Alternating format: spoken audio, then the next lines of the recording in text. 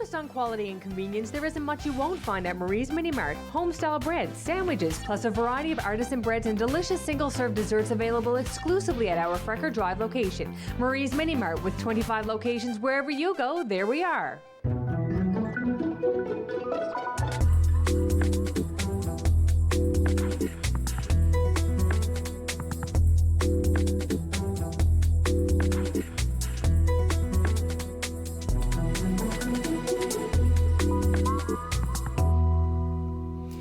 Hello, I'm Karl Wells. My guest today has been in the public relations business for, well, about 4 decades, actually. At one time, 7 years, I think, he was a special assistant to Premier Karl Wells, advising on policy and public relations. He's a keen observer of all things Newfoundland and Labrador, particularly when it comes to the politics of Newfoundland and Labrador and its governance. He's an opinionated guy, and you can read his opinions in something called the Bond Papers, which is a newsletter he's been writing now for about 20 years or so. It's currently on the Substack platform. I'm a subscriber. Check it out. You may want to be a subscriber too if you're someone who's interested in reading opinions and op-eds, that sort of thing. It is my great pleasure to welcome Mr. Edward Hollett to the program. Welcome, Ed. Thank you for having me, Karl. It's good to get an introduction like that, although you made me a little older than I am. I've only been in this business about 35 years, not quite 40. 35. First of all, I would like to ask you, your parents, how much did they influence you when it came to the career choice you made?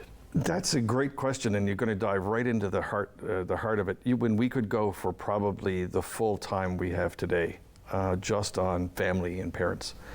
My family gave me everything that other families would give to people, but it's really only been lately that I've come to appreciate the value of the freedom that they gave me, of not burdening me with expectations and specific directions, as you had to be you had to do this, you have to do that in terms of career or what have you, and not really regimenting me in terms of my after-school activities or free time activities. That level of freedom which allowed me to explore and to choose and to figure out what I wanted to do with myself and where I wanted to go and what I wanted to become, which I didn't know, and I took some stumbling around to find it. And when you went to Memorial, you gravitated towards history, political science? I was always interested in politics, so political science was a natural choice. Going to university was a natural choice. I didn't really see any other alternative. And history was the other thing. So I majored in political science and then had a second major in history. And that went together, but my interests were in things overseas. So I spent most of my time in any course I could do about Eastern Europe or the Soviet Union then. And that's where I thought I was going to go, into a career in the foreign service or national defense or something like that. Yeah. Which is why I then wound up going to RMC and spent 2 years at the Royal Military College in a program called War Studies, which was an interdisciplinary program, political science, history, not so much engineering, but psychology, leadership and management courses, and spent a couple of years doing that. Never did finish it. I left the program in '88 without the degree in my hand, but I had gotten enough to know that where I wanted to go and where I didn't want to go.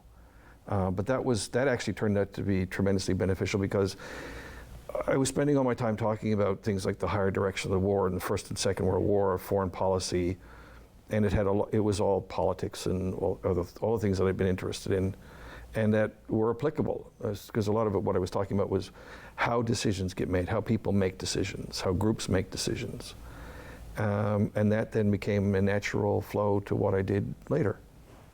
So it all worked out, but yeah, those were the things I was interested in. That's what I went at. Thought about going to law school, never did. But like so many people, start out as engineers and become something else. I know more lawyers who wanted to be engineers first and then decided to switch gears, and then the really crazy ones did engineering and then did law. But that's what happens when you just sort of work your way through and try to figure out where life takes you. Given what's happening in the world today, I'm just wondering, what's your opinion of war now? It's, when you're a child, you have childish views, so you're attracted to the superficial things, the pageantry and the daring do, and that's why you read. Once upon a time, people would read stories about the Scarlet Pimpernel or whatever, if you go back long enough. Or in the First War and the Second War, there were always those great stories. And then if you're growing up in the 60s like I did, 60s and 70s, there was television shows about it and all the rest of it, and it's all very exciting, and it's very, you're playing cowboys and Indians or whatever outdoors. But as you get older, as you grow up, you start to realize that there are other things to it. And the fascination was more and more about the people involved as I got older. Because conflict and war brings us to both the greatest things that humans do in terms of sacrifice and love, but it also is an opportunity for the very, very worst of what humanity is to come to the fore. And it is hideous and awful and not to be desired in any way, shape, or form. But it happens and we can't get away from it. So figure out how to deal with it. And that's really where my interest grew and deepened over time, because it just became endlessly fascinating. And that's really where I am now as a much older man, is that sense of it is the very best and the very worst of who we are as human beings. So in the 1980s, you dove into politics in a sense. You went to work for Karl Wells. You were his personal assistant. What was that like, that period in your life? Well, I said that I left RMC and in a space of about, realistically, it was more like 6 weeks, but it was actually about 6 months. Everything that I had thought was going to happen in my life changed directions. And I got a phone call from Edsel Bonnell, who's been on your show, who's now passed away, who said, I don't know what you're doing with yourself, but I got a full-time job and a half-time salary if you'd like to come back and work in the office. That sounds like Edsel. And yeah, it was very much a classic Edsel conversation. And he said, I can't give you anything other than the opportunity. And I said, okay, well, what is it doing? And he said, well, we need a media assistant here. And he said, you can write. I know you can write. I said, yeah, I can do that. But he said, don't worry about it, because I'll fill in the rest and you'll learn as you go and all the rest of it. So I came back here on spec in the spring of 89 at that point. And a woman who I was seeing, who I'd met in Ontario, I said, look, I'm going to go home. And she said, well, I'm going to come with you. I said, well, you don't have to. She said, no, I'm coming. And so she came with me, and we're still together. And so we came back, and she found a job, and I found a job. And 6 weeks after I started working in the opposition office, the election had been called 3 weeks after that.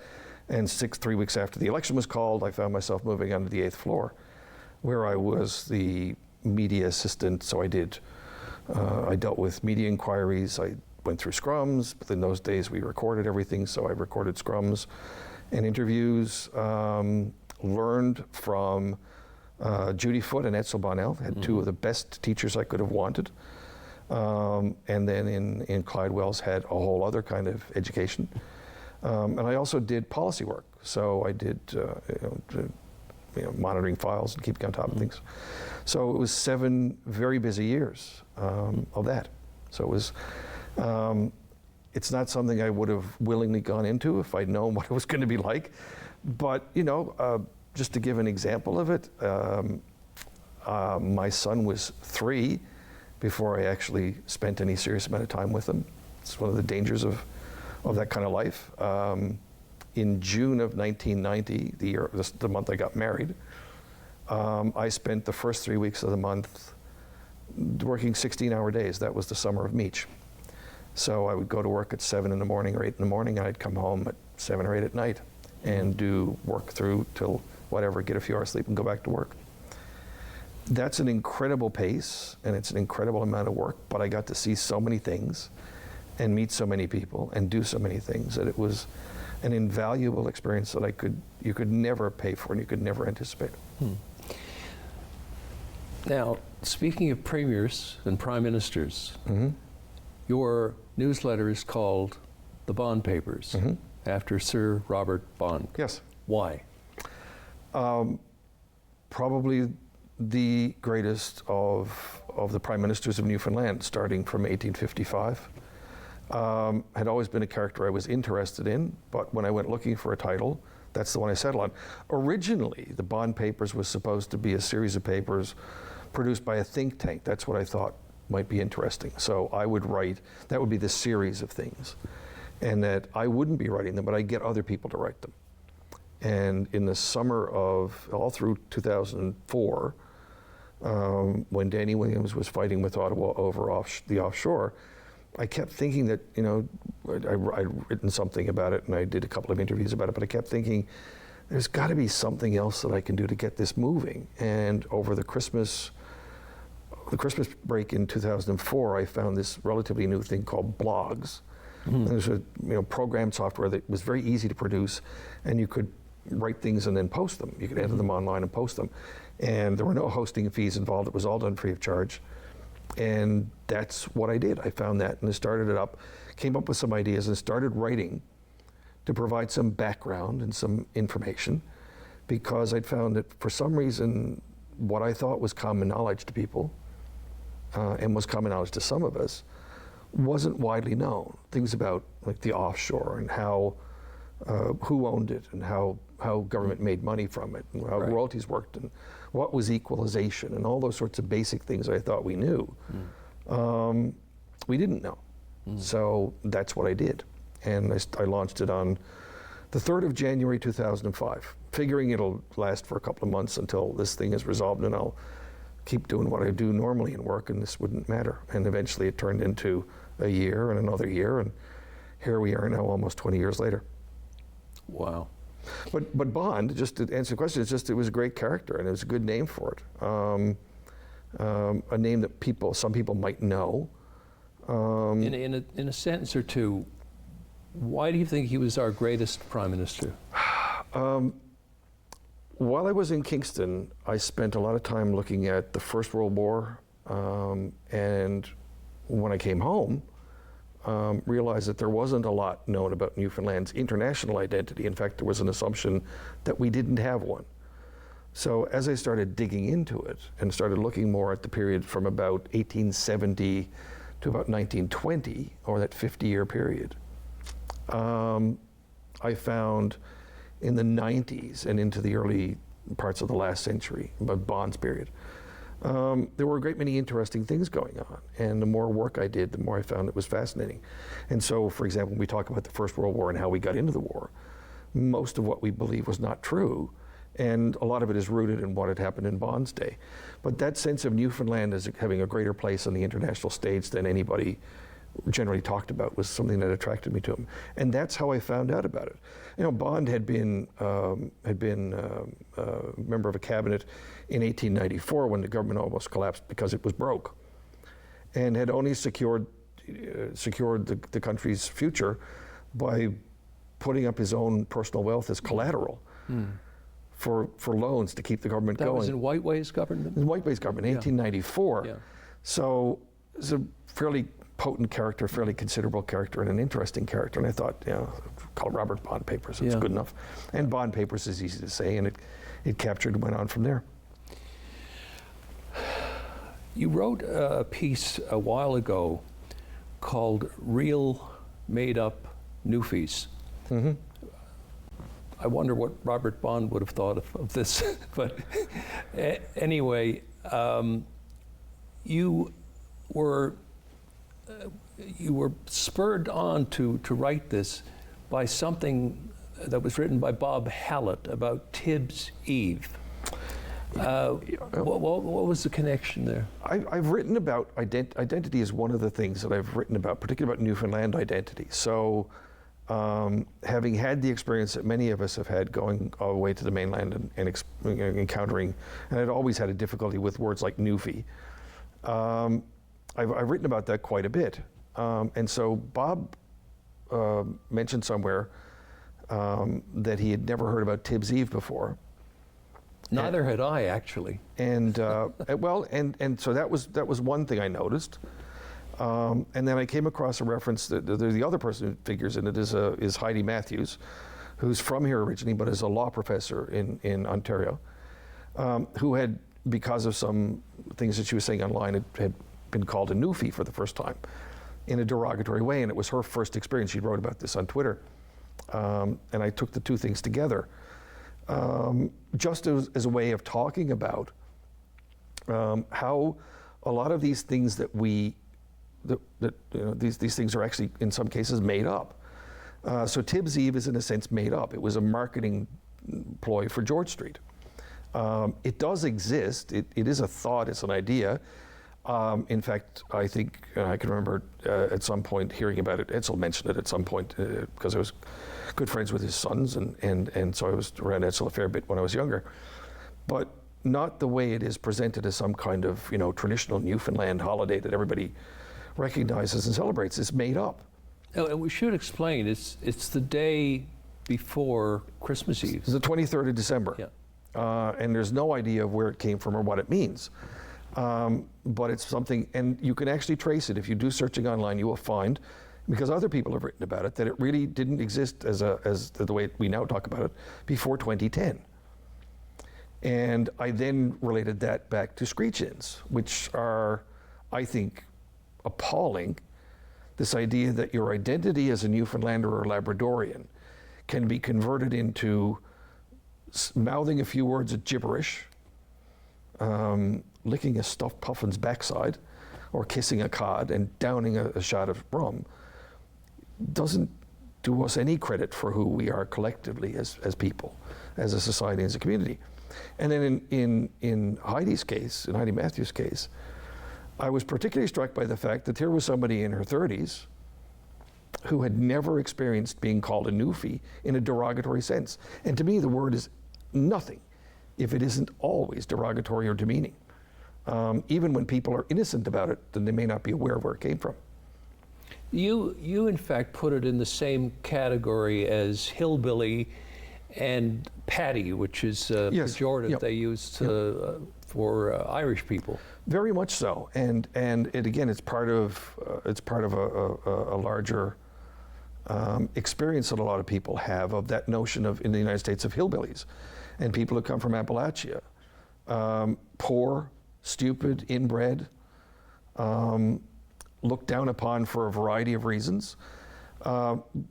People, but these myths about cultures that come up, very similar to the way Canadians look at newfies, and traditionally have. And again, Paddy the Drunken Irishman is another one that you see quite regularly. And those are, and I do put that phrase, that other N-word in that category, because I think that's where it fits. And so, those pose constant challenges to us in trying to do things. And a large part of this comes out of this idea that as in everything else in life, other people treat us how we treat ourselves. So if we demean ourselves, then we give other people license to do it. And God knows, people don't need enough license or excuse to run anybody down. So what you do on a personal basis in your own life is something we should do collectively to ourselves. What would you say to those folks who say, and I've heard it said, well, we use it. We use the word newfie because we're reclaiming it. It was never our word in the first place, so you can't reclaim something that was never yours. It was a word that came from somewhere else, whether it was Americans or whoever it was. And so you can't give it another name, you can't give it another meaning. It is exactly what it is. Newfoundlander isn't that hard to say. And particularly what you have to reject in the process, and this is the other part of it, is you have to reject all of the negative stereotypes that go with it.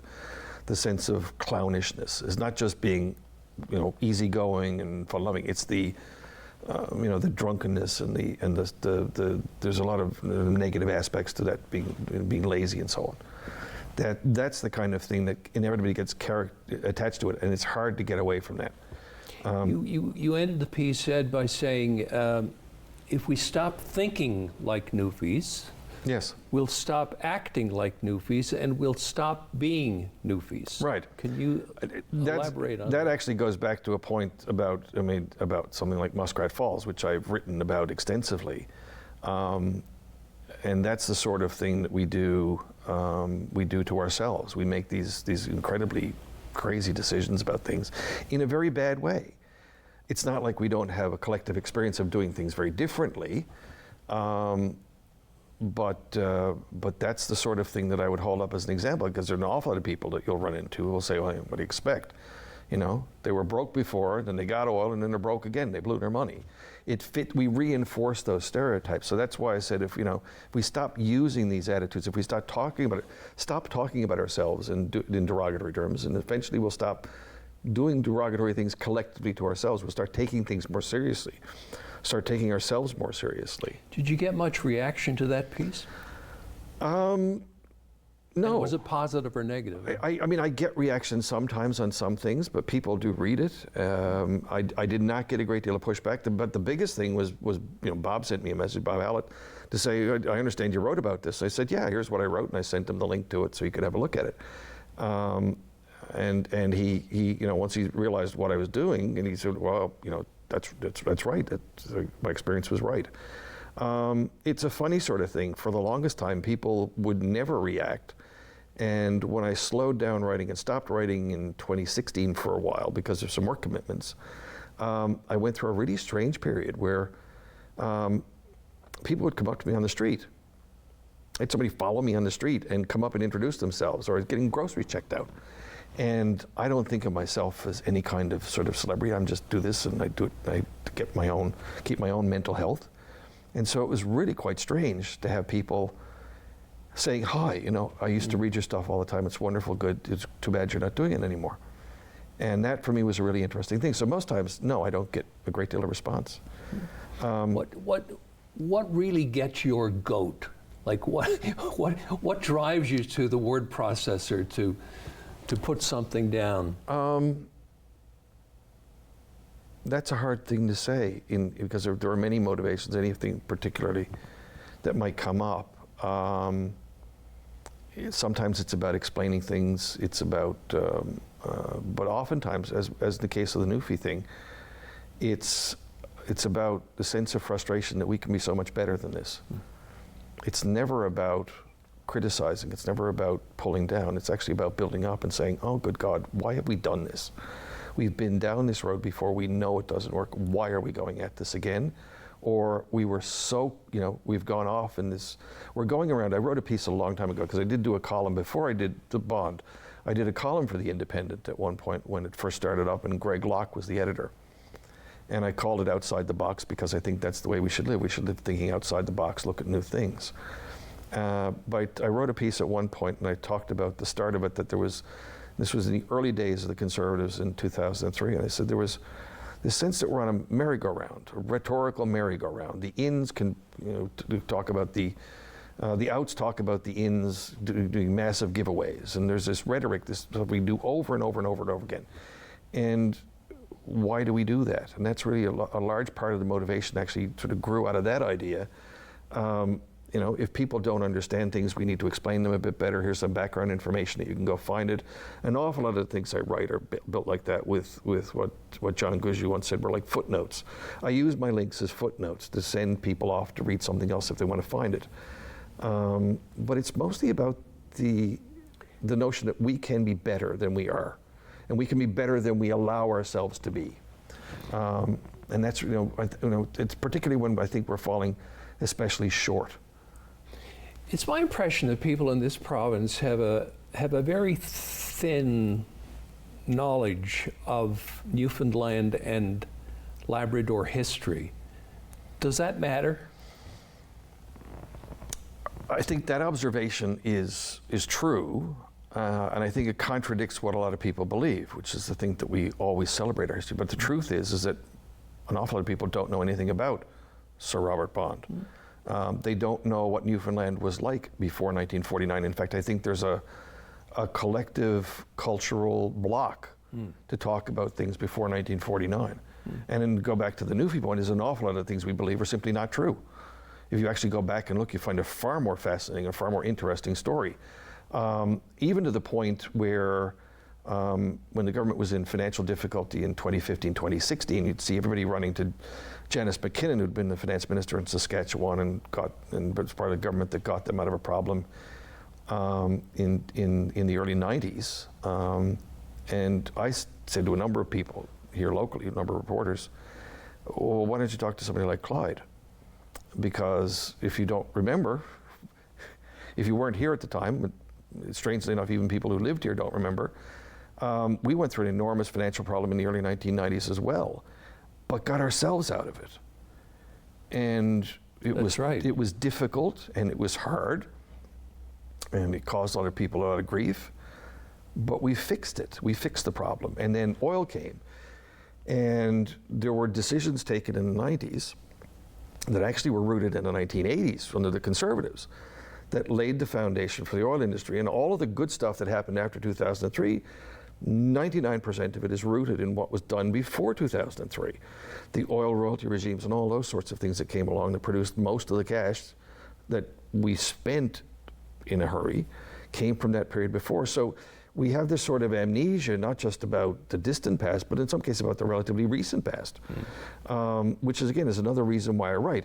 You know, it turned out I used to write daily. Now it's a couple of times a week, 3 times a week. But when I was doing it daily 5 days a week, it becomes, in a sense, a form of archive. It's almost like a diary. So you can go back and find out interesting things, and the stories were evolving.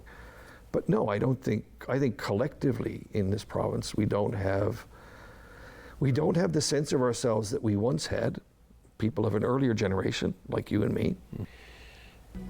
Ed, we're out of time. That fast, wow. I wish we had more. We could have so talked. much I'd like to explore with you. But anyway, thank you very much for sitting down with me. Maybe we'll have you back again sometime continue. I'd be more than happy to come back, and thank you very much for this opportunity to talk about some things. You're more than welcome. Thank you. That's it for this edition of Karl Wells Point to Point. We'll see you again next time.